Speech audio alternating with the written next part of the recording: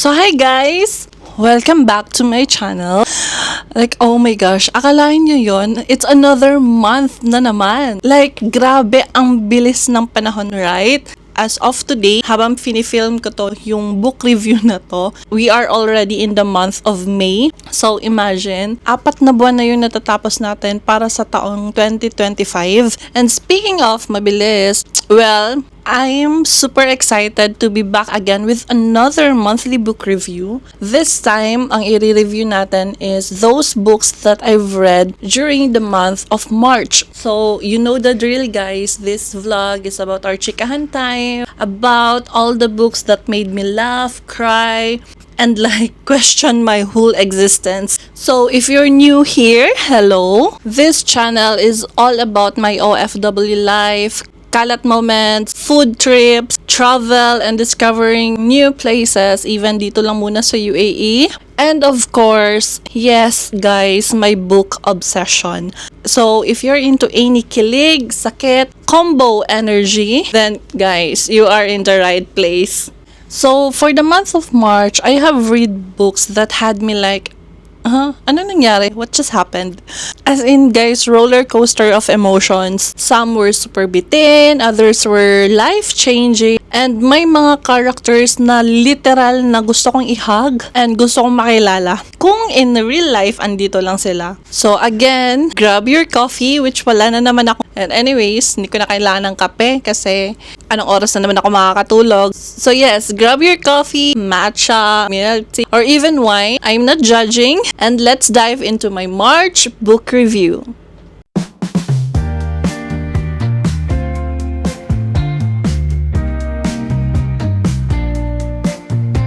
So guys, the very first book that I've read in March is none other than, hindi na ako magpapatumpik-tumpik pa, Onyx Storm by Rebecca Yarros. So this book, guys, like, oh my gosh, I have been waiting for this book since forever, since last year pa, since it was announced. As in, the moment it was announced, I was like, I needed to get that one. So kaya ang ginawa ko, I even pre-ordered the deluxe edition of this in Amazon, thinking na it would arrive early. Kasi pre-order nga, di ba? But guys, my gosh, it took forever bago siya dumating.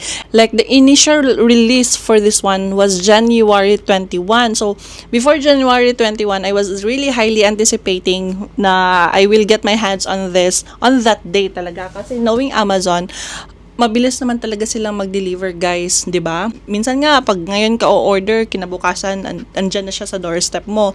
So ayun, I was super excited for that day to arrive. But lo and behold, grabe yung disappointment ko na that day hindi siya dumating. So I was like, I will give it an allowance like 2 or 3 days.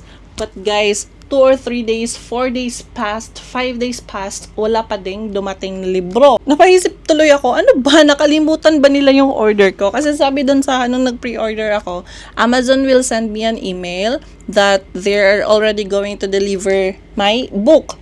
So wala ako na-receive ng email. Ilang beses ako nagre-refresh nun. So what I did, I caved. I ordered a new copy instead of waiting earnestly for the deluxe copy na which is yung pre-order ko. So this time it's a regular one, no deluxe, no special edition, just pure desperation. What to do? So I finally got my hands on this around Feb kasi medyo mahal din, medyo pricey din. Even if it's in hardcover, parang almost same price na siya dun sa price na pre-order ko na deluxe edition. So when I got my hands on this last Feb, I did not read it right away. I know, right? Parang nakakalito kasi sobrang gustong-gusto ko na siyang kunin, gustong-gusto ko na siyang mapasakin, pero hindi ko siya binasa agad. Maybe siguro I watch those reviews ahead of time, yung lalo na yung mga book reviewers din na kagaya ko who happened to read it very early. They were kinda meh about this book. Para akong nagdadalawang isip na tuloy na babasahin ko. Because sobrang gustong-gusto ko yung Fourth Wing and Iron Flame. Most especially the Fourth Wing. So parang ako, hindi ko tanggap na madidisappoint ako sa libro na to. I really love this series, and after hearing those people like kinda, parang there's something not good about this book. So parang, oh my gosh, babasahin ko pa ba? Or ready na ba ako sa disappointment? Ganun yung pananaw ko at that time. Finally, I dove in kasi I was already so invested in this series, and actually, to be honest, gusto ko na din talagang malaman kung bakit ganun nga yung naging reviews ng mga ibang book reviewers. So, ayun, binasa ko na siya during March. Alam nyo yun, the twists and turns. Kasi I was expecting to receive it by January. Then, I had my hands on this last Feb. Tapos, binasa ko na siya ng March. So, binasa ko na siya nung March. So, diba? So, if you have watched my February book review, you might probably know that the last 2 books that I've read were kind of a letdown. Like, seriously, I was disappointed of it. Kung curious kayo kung ano yun, panoorin nyo yung Feb book review ko, guys. It's still on my YouTube channel. So, ayun, panoorin nyo po. So, because of that, I decided to pick up Onyx Storm, thinking that it would, hopefully revive my reading drive and reignite that spark of excitement. Pero girl, as in, from the very beginning, as in, first few pages pa lang ng librong to, as in, nalilito na ako, guys. Nalilito na ako. As in, siguro nasa mga first 5 or 10 pages pa lang ako. Basta, nalilito na talaga ako sa sequence, yung mga pangyayari sa librong to. It was like, wait lang. Did I miss something in Iron Flame or even from Fourth Wing? Because I honestly couldn't follow the storyline. Parang may gap. Alam mo yun? Or maybe ako lang. That's what I thought. Maybe ako lang. And to be honest, I found myself rereading the first few pages over and over again just to make a sense of what was going on. So at this point of the story, they are still very secretive about the fact that Zayden has already turned in. Like, hello, it's a real thing. Huge deal. Number 1, they're obviously still very unsure how their people would even react to that revelation. I mean, come on, the Venins are literally their number 1 nemesis. And now you're telling me that someone they all look up to, the leader of the revolution, no less is technically a Venin? And to make things even more complicated, it's Zayden. It's Zayden Ryerson, the Duke of Tyrendor, someone who literally has a seat in the scenario. He's not just any random dragon rider. He is major. As in, guys, he's a leader. Kung ikaw yung close kay Zayden at that time, for sure, isisekreto mo because, guys, hindi naman talaga ginusto ni Zayden kung ano yung nangyari sa kanya, diba? So, yes, it's obviously going to create serious chaos kung malaman ng lahat. This book is still super action-packed. Like the battles, the tension, the plot twist. It's still there, guys. This book is still intense. But for me lang talaga, the executions of the scenes, parang dun ako nakulangan. Parang kulang siya sa impact this time. Wala siyang wala siyang amor sa akin. I feel like the transition of major events were kinda messy. Parang hindi siya polished or as seamless as I expected from Rebecca. Especially how powerful the Fourth Wing and Iron Flame were for me. Honestly, I was low-key disappointed since I was so ready to be wrecked emotionally. To feel that build up of fire, like OMG, hindi ako makahinga feels, ganun. Nakulangan ako sa factor na yun. The momentum of the book wasn't just sustained. Para kasing ang daming nangyayari na wala akong mag-gets. Gets mo? ang daming gustong i-incorporate ni Rebecca sa book na to. Hindi ko na tuloy siya maintindihan. So I guess the root cause of my disappointment was really because I didn't understand what was happening at the beginning. Girl, I was flipping through the pages and I was like, what was happening? Ano nangyayari? Bakit ganito? As in, parang feeling ko ang bopels ko na hindi ko siya magets kasi pabalik-balik ako sa mga previous pages. As in, my mind wasn't just in there. Sabi ko tuloy, am I missing something? Kailangan ko bang i-read yung Iron Flame? Kasi baka may something doon na hindi ko nabasa ganun. It kind of felt like Rebecca was trying to insert flashbacks or past event. Like she was giving us a context or history. But the transitions, super choppy. Parang hindi siya organically placed. It left me confused instead of intrigued. Tapos ito pa, when they were exploring outside their city to look for answers and finding Andarna's kind, parang exploration vibes talaga siya, guys. They're discovering new places, meeting new faces, but low-key, medyo repetitive tayo dun sa mga scenes na yon. And then, sa pinakadulo na talaga, andun na yung, to finally, it's happening already. It took so long, but okay, it's okay na rin. So, the last few chapters of the book were finally super interesting. And honestly, that's the part where I already started to enjoy reading. So, ayun guys, I don't have much to talk about Onyx Storm.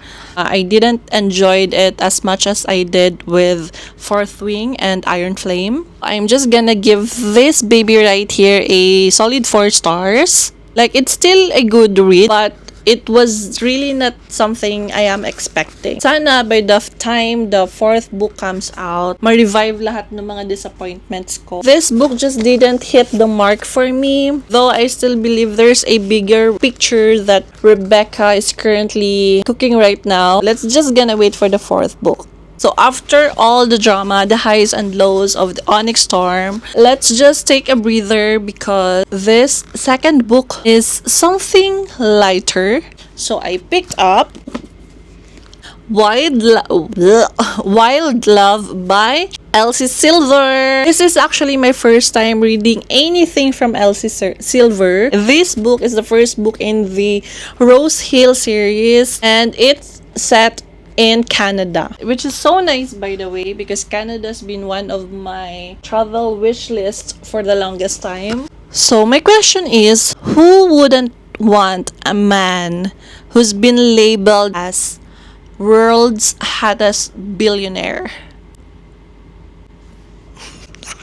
So Ford Grant is the kind of man every mom dreams of for her daughter, and every daughter secretly hopes to bring home to her dad. Like, hello, sino ba naman ang hindi? He's not just handsome, guys. He's insanely rich. So girl, if you ever think of just slipping him away, so just bigti na lang, okay? So, eto na nga. During his teenage years, Ford Grant has made a decision that he never thought would haunt him in his later years. Like, imagine, nagpunta siya sa isang clinic, he donated his sperm. Okay? Teenager pa siya nun, guys. And you know the reason why he did that? Simple lang. He wanted to go to a concert. Like, really, really wanted to go to a concert. But his dad wouldn't give him money for the ticket. So, gumawa siya ng paraan, nagpunta siya sa isang clinic, nag-donate ng kanyang kasi magkakapera siya doon. He's a donor. So, ayun. So, because of that decision, he didn't know that it would bring impact to his life in the later years. Fast forward to when he was 32, full-fledged billionaire, and out of nowhere, a young girl showed up into his doorstep, claiming him to be her father. So imagine guys, ikaw yung girlfriend ni Ford Grant and biglang may isang girl na tapos biglang may anak siyang babae. Anong gagawin mo? Ako siguro, ako okay lang. Ayaw mo nun, instant may anak ka na. Tapos kahit hindi mo naman siya yung anak mo talaga, at least instant buo na yung pamilya, charot lang. Just when he thought life was already complicated enough, the woman he's been in love for years and years suddenly comes back into the picture. applying for a position in his company. So now, let's talk about the girl, Rosie Belmont. So, Rosie was actually the younger sister of Ford's best friend, West. And si Rosie, guys, is the total opposite of her brother. Like, if West was the constant headache of the family, Rosie, on the other hand, was the golden child. As in the reliable, the go-getter type. She's super ambitious. She left her small town and went to a big city like Vancouver to pursue her dreams in the corporate world. Because our girl here was, corporate life chaser, ganun siya. But of course, kasama sa naging ambition niya, yung massive student debt. Uso kasi dun ata sa US or sa Canada, I don't know, I'm not sure. Yung parang they provide assistance, financial assistance to their students na in a form of student loan. So, kaliwat kanan kasi yung mga kinuha niyang courses kasi nga she's a career chaser. So, ayun, patong-patong din yung mga student loan niya. Kaso, something happened sa workplace ni Rosie. Like, the situation totally flipped and hindi na naging in favor to her. So, ayun, she ended up getting terminated. Super unfair the reason, pero ganun talaga yung kalakaran dun sa, sa corporate life. So, even though she felt so, it was so unfair for her, wala siyang nagawa. Then, there's Ryan, her boyfriend in the city. On paper, he's okay naman. Ryan was okay. Mabait, stable, and for Rosie, there's just something missing about Ryan. She doesn't feel fully supported or cared for by him. Like, si Ryan din kasi super ambitious. He's also a corporate man. Parang same sila in that aspect that they are career chaser. So, parang yun ang naging kulang ni Ryan kay Rosie. Rosie felt like she was being neglected by Ryan because of how busy he is. Then, even though at that time, Rosie don't know what it is, parang hindi niya kasi ma-pinpoint what's the problem.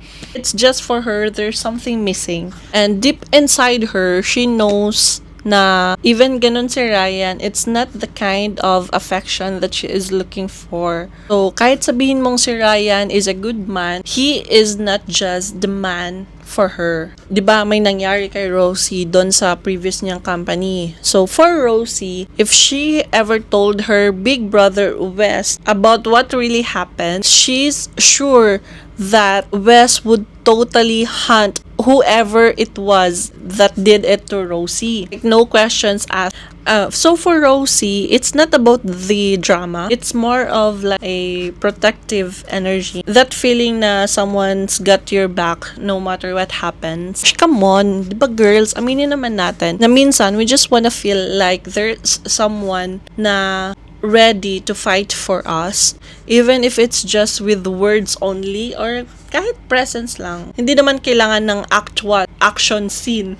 Okay? Hindi naman, yung parang ma-feel mo lang na, oh my gosh, na parang concerned din siya sa nangyari. So, ayun, she heads straight to her Kuya West home. Like, literally dragging her suitcase of heartbreak and confusion. Tapos, nung dumating na si Rosie doon sa bahay ng kuya niya, guess what? Guess what, guys? Andon si Ford! Yes! Ford Grant. Si Ford na the boy she had little fights with and a saran moment ever since they were young. Andon. Like, of all people na ma-encounter niya at that time, at that same day, si Ford pa. Back when they were young, Ford and Rosie were always at it. Lagi silang nag-aasaran, like non-stop bickering and witty banters galore. For Rosie, it was just, the usual inisan moment. Just her being annoyed at her kuya's bestie. Pero, on the other hand, for Ford, it's kind of a different story. That was actually his defense mechanism. Yun yung way niya to get close to Rosie without making it too much obvious. Like, low-key, landian lang with Rosie at that time. You know, yung type na bully-bully muna, tapos kilig-kilig na pala siya inside, gano'n. So, ayun na nga guys, nagkita sila uli after a few years. After all these years, and legit, Rosie was not prepared. Of course, yung kaharap mo na ngayon is the world's hottest billionaire. Rosie was like emotionally and spiritually unprepared for that version of Ford Grant. Kasi in her mind, ang image niya kay Ford is the nerdy bestie of her kuya. Pero now, boom! Yung standing in front of her with his Adonis level, broad shoulders, low voice, jawline for days. Parang lumabas straight from a billionaire romance novel. And kahit she didn't want to admit it, subconsciously, she was like, wait lang, kailan pa siya naging hot? As in, she found herself zoning out habang nagsasalita si Ford in front of her. Not because she is bored, but she was busy mentally recalibrating her entire memory of him. So, ayun na nga. Since Ford is sanay na to secretly watch over Rosie since they were young, he kinda just knows her. As in, gets niya yung moods and expressions ni ate girl. So, nung nagkita sila uli, he could really tell that something was off. So, ayun guys, I'm gonna stop now because I might, spill everything of the plot because I don't wanna spoil the good stuff. The good stuff. So, what I can say is, Ford Grant is a type of man you will really keep. He's not just a boyfriend material, ha. He is a, let's say, an end game material. Kind of guy you will feel safe with. The kind of guy who shows up for you no matter what. No questions asked. The way he listens, the way he understands Rosie. Grabe guys, sobrang nakakataba ng puso. The way he, alam mo yung pinagbibigyan niya si Rosie.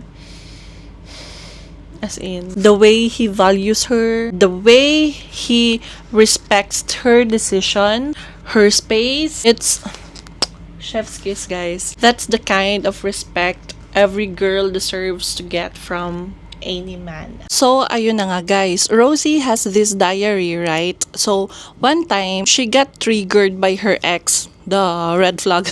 And out of galit and frustration, she yeeted out her diary outside the car window of Ford. So that time, like, she was so done with her ex and goodbye na lang sa emotional baggage na andon.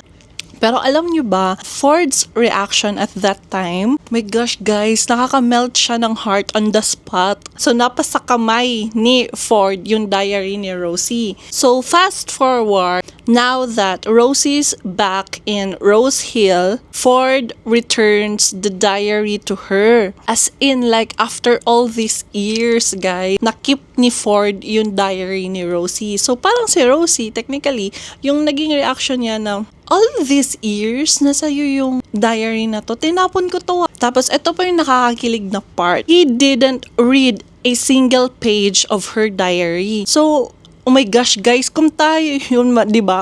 Out of respect of Ford for Rosie, he didn't read a single page of it. Not even one, guys. Because for him, it wasn't his to open.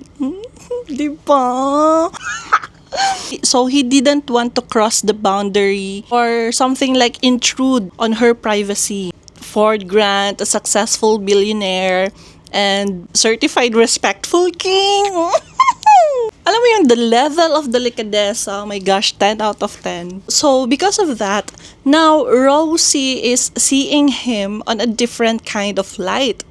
So, di ba mababago talaga yung paningin mo dun sa tao? Parang magki-curious ka, bakit all these years tinago mo yung diary ko? Hindi mo malang itinapon, knowing na parang, di ba, as what I've said, na parang ano sila, parang, ano ba yan? Lagi silang nag-aasaran or parang kinoconsider nila ang isa't isa na enemy. Tapos, for Rosie, like, oh my gosh, ba't may biglang butterfly? That time, Rosie decided to reread her diary. Parang na-refresh sa kanya yung mga pinagsusulat niya. And And hindi ko nasasabihin ko ano yung mga na-discover niya, of course, di ba? Para naman, ma-curious na kayo kung ano yung mga na-discover niya na isinulat niya sa diary niya before. And for her at that time, okay, stop. Ayaw na magsalita. So yun siya, parang sobrang kilig, slow burn romance na parang big reward yung peg. Ganun siya, guys. Ayun, since it's the first time that I read something from Elsie Silver, I actually already admired her. She's already one of my top authors when it comes to romance novels. So, yan, Elsie Silver. And actually, gusto ko nang bilhin agad yung Chestnut Spring series because as what I've heard, the Chestnut Spring series of Elsie Silver is sobrang to die for.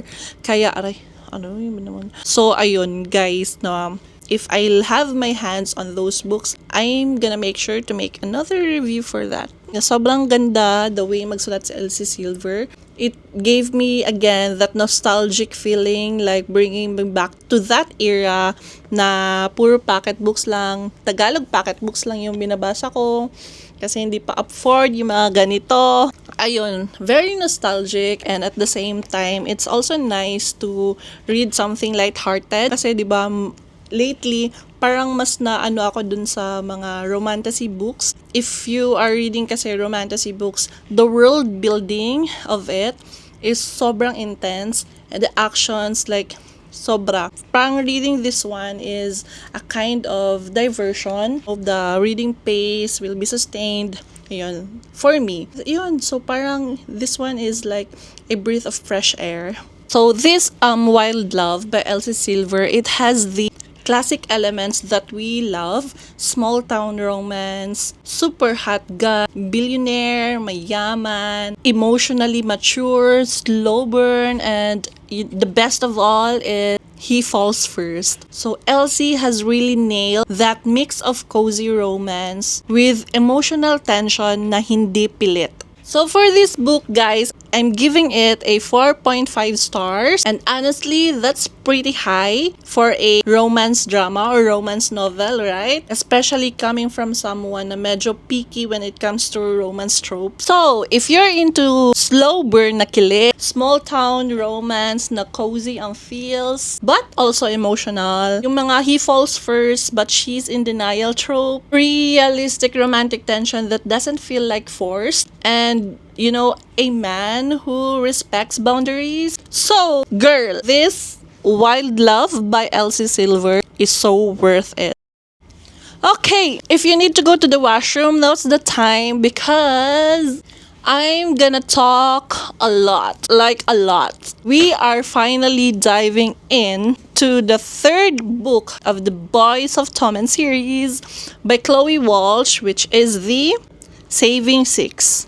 To be honest, since it's already May, I've already finished reading also The Redeeming Six, which is the fourth book and the second part of the story of Joey, Lynch, and Aoife Molloy. So it's gonna be on my April book review, guys. So just a quick disclaimer, if you already watched my Feb review, you might already know that I really love this Boys of Tommen series by Chloe Walsh. As in, sobrang obsessed ako sa librong to. I mean, sobrang obsessed ako sa series na to. Diba, we've already read the Binding 13 and Keeping 13, which are the story of Shannon Lynn and Joey Kavanagh. If you will ask me which book I will recommend you, then it will always be Binding 13 and Keeping 13. I will not forget their story, I think, for the rest of my life. So now, moving on to the next book in the series. This time naman, the spotlight is on Aoife Molloy and Joey Lynch. Sounds familiar, right? It's because he is the brother of Shannon Lynch. Actually, in my last review, I tried so hard not to talk about him. Kasi when I did my review for February reads, I've already read the Saving Six and Redeeming Six at that time. So I really tried so hard not to avoid mentioning about Joey on that review. because I just really wanted to save the moment for him for this vlog. Because I swear guys, Joey deserves his own spotlight. He deserves his own moment. Bigay na natin yun sa kanya, please. Grabe siya guys, as in si Joey, siya yung isang character na forever ko sigurong susuportahan and hindi ko makakalimutan. This Saving Six, actually, I didn't expect that it would really hit me so hard. Like, to the highest level, if I did cry on Binding 13 and Keeping 13, this time, guys, as in, hindi ko ma-describe kung ano yung mas malala sa iyak. Same as Shannon, not just her, not just Joey. It's all about the rest of the Lynch siblings. Like, wala na silang break, guys. They've all been through so much. It's just a pity that children cannot choose their own parents, because the parents of these children are so unforgivable, guys. When I first read about Shannon's story, I was already wrecked. In her story, we already got glimpses of Joey's life. As in, several times that Joey was mentioned in the story of Shannon and Johnny. Ayun na naman tayo. Shannon and Shannon's John. Bakit Shannon lagi?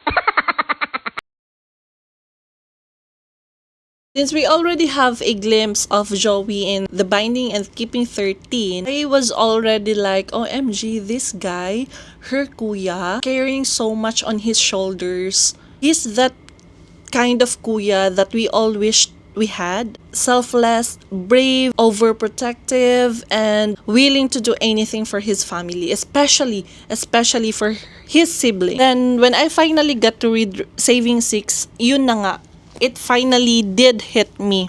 I now understand Joey on a deeper level, as in yung mataas na level of empathy and respect na feel ko for Joey. He is not your typical tough guy. He's been fighting battles silently for so long. The kind of strength that Joey has, it's very rare.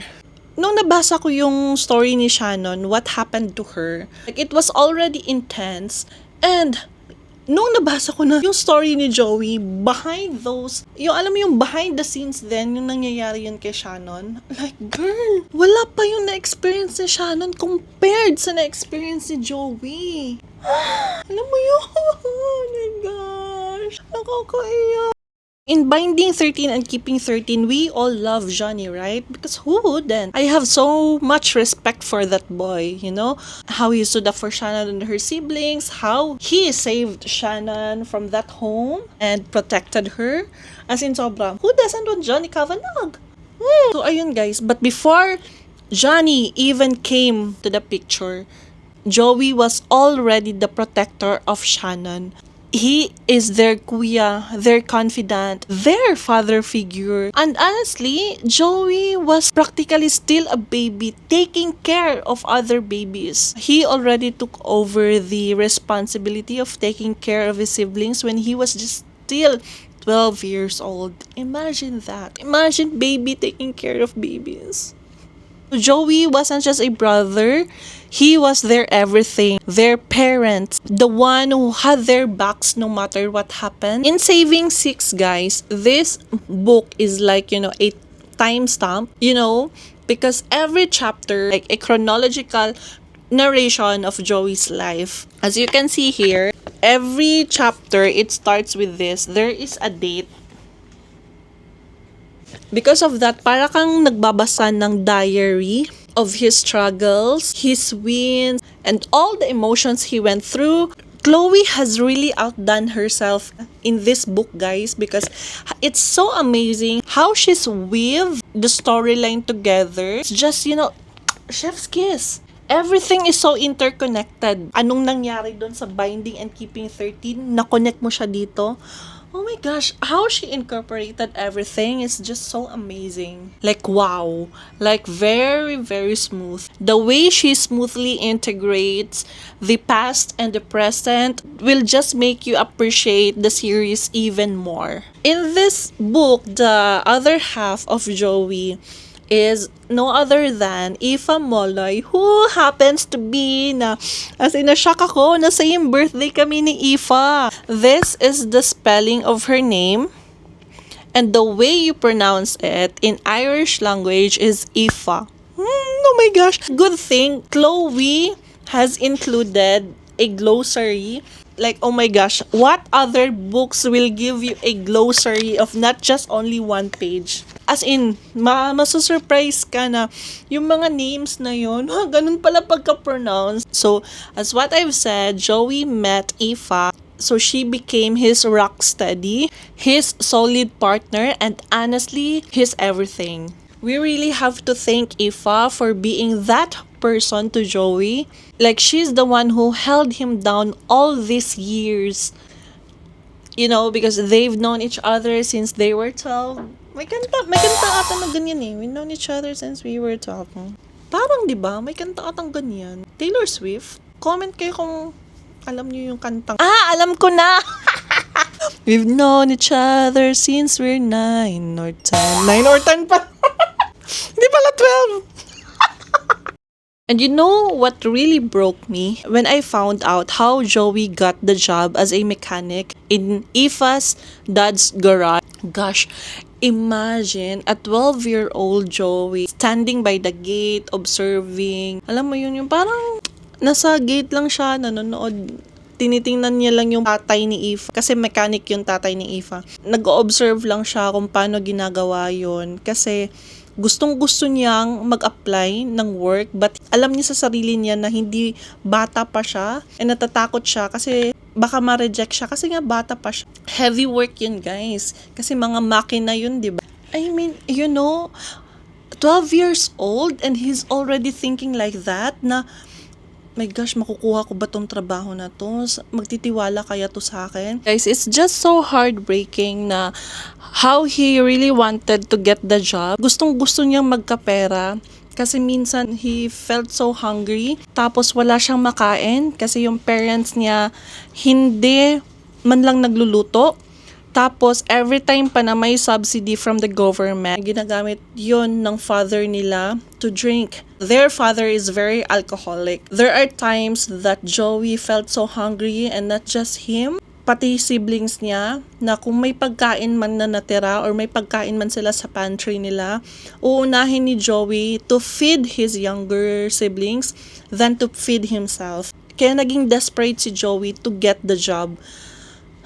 Buti na lang talaga, guys, that the father of Aoife has found something about Joey and he decided to take care of him because alam niyo na parang napakiramdaman nung father ni Aoife that there is something about Joey. He saw something in Joey's eyes, the desperation and the struggles. So again, there's honestly a lot more going on in this book, full of drama, twist, and ang dami mong feelings na mafe-feel dito, guys, as in rage, pity, longing, kilig. As in, ang dami. It's really a roller coaster of emotions. And it's just so easy to get involved and engage in the story. And let me just warn you, you will really have a terrible hangover after reading this book. As in, mahahay ka, mahihirap. Actually, ako nahihirapan akong magbasa ng panibagong libro after reading this one. I just cannot spoil the whole story, guys, but what I've already mentioned is just a very tiny detail of the whole book. Okay, there's just so many palaman pa dito sa libro na to na kailangan mong namnamin and kailangan mong basahin. So guys, even though if it's very emotional, which I have to tell you to check your triggers first, but kung okay naman kayo sa mga triggers na yon or sa mga warnings na yon, please lang talaga, grab this book. Start with the Binding and Keeping 13 so you will understand this one. It's interconnected. And I feel like if you will not read the first two books, which are the Binding and Keeping 13, this book will just really not make any sense. Okay? So yes, grab the Boys of Tommen series. This will be your holy grail in your bookshelf. And promise, isa-save mo to. Isa to sa mga isa-save mo with whatever happens. And you will, guys, please na lang, maniwala na kayo, tuon na lang mo. Okay, so Redeeming 6, gusto niyo ba ng review? Well, you have to check out my April book review, which, kailan ko naman kaya siya i-film. But sooner or later, I'm gonna film it, and mag-abang-abang lang kayo sa channel na to kasi eventually i-upload ko din naman, guys. So, there you have it, guys. My March book recap in all its chaotic, emotional, kilig-filled glory. We had dragons, we had heartbreaks, billionaire slow burns, childhood trauma, and diary confessions. Like, hello, ang daming nangyayari, ang dami, kahit 3 books lang siya, okay? So this is probably my maikling book review considering I only managed to read 3 books. Kung napanood nyo yung mga previous vlogs ko, you will know why. Life has been lifing, work has been working, since I've been super busy adjusting to my kaya naman kahit 3 lang, sulit na sulit pa rin each of everything. From Onyx Storm, twisty politics, to wild loves, cozy, small town slow burn, and of course, Saving 6, wrecking me emotionally on every possible level. My heart and my brain are still not recovering. Honestly, I feel so grateful to have been able to read these 3 books and share them with you all my thoughts and feelings about them.